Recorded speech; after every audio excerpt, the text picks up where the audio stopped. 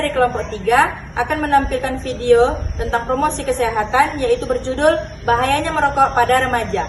Perkenalkan, nama saya Dipa Distibaru Harahap. Saya Minta Andini. Saya Giana Prayaltina.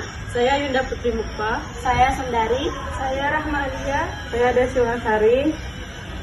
Selamat menyaksikan. Asing dengan rokok dan bagaimana semua orang mengatakan merokok merupakan aktivitas yang tidak sehat.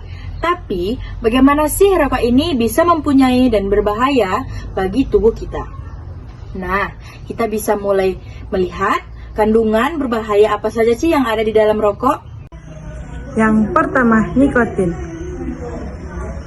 Suatu zat yang bisa menimbulkan efek edukasi atau kecanduan sehingga perokok sulit untuk menghentikan kebiasaannya merokok. Bahkan, nikotin adalah alasan kenapa mereka yang berniat berhenti merokok merasa tak nyaman dan akhirnya kembali merokok. Hal ini dikarenakan mengalami gejalanya putus nikotin. Kandungan yang kedua yang terkandung di dalam rokok adalah tar.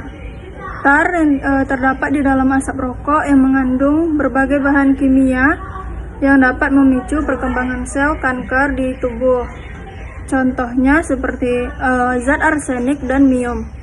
Nah, tar ini bersifat lengket dan berwarna kecoklatan.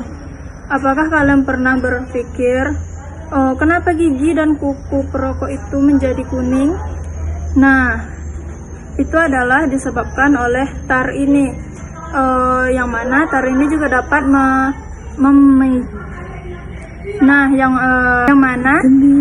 tar ini juga dapat mempersempit saluran udara kecil di paru-paru dan bronkiolus yang dapat menghambat kerja bronkiolus dan menghambat masuknya oksigen.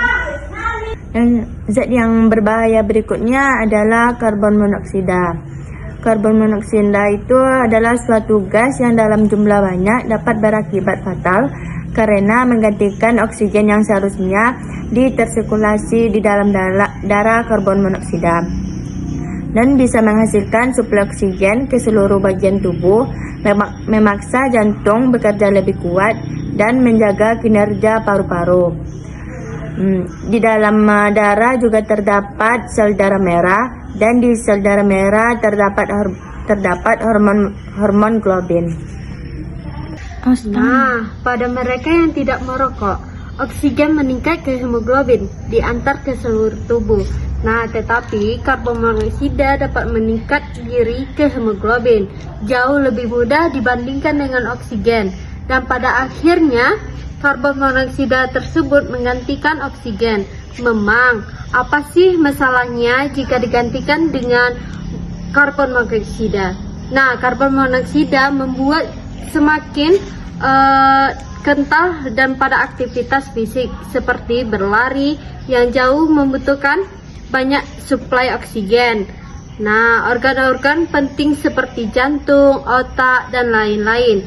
Jadi, kebagian sedikit sekali oksigennya sehingga dapat beraktivitas fatal. Selain itu, terdapat suatu zat yang menambah hidrogen cyanida. Nah, paru-paru kita biasanya mempunyai rambut kecil bernama silia yang dapat membantu membuang zat-zat asing yang memasuki saluran pernafasan. Hidrogen cyanida menghalangi tubuh kita dalam melakukan proses tersebut dan membiarkan bahan-bahan kimia seperti hidrokarbon, nitrous oxide, organic acid, dan lain-lain yang di dalam rokok berkumpul di dalam paru-paru dan merusaknya. Nah, kemudian masalah apa saja sih yang bakal muncul bagi remaja yang menjadi perokok? Yang pertama ialah mengganggu prestasi belajar di sekolah. Rokok dapat menimbulkan kerusakan dan gangguan pada otak sehingga dapat mengganggu kinerja otak dan bisa berdampak pada penurunan prestasi dan nilai di sekolah.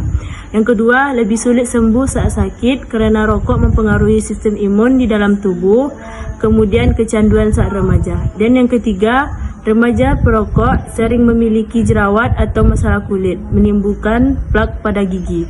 Yang keempat, perkembangan paru-paru terganggu, dan yang kelima terlihat lebih tua dari usianya. Masalah yang muncul pada organ reproduksi apa-apa aja sih?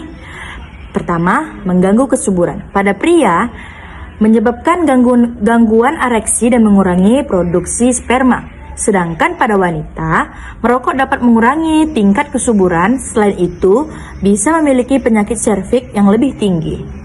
Sekian dari video kami, terima kasih. Assalamualaikum warahmatullahi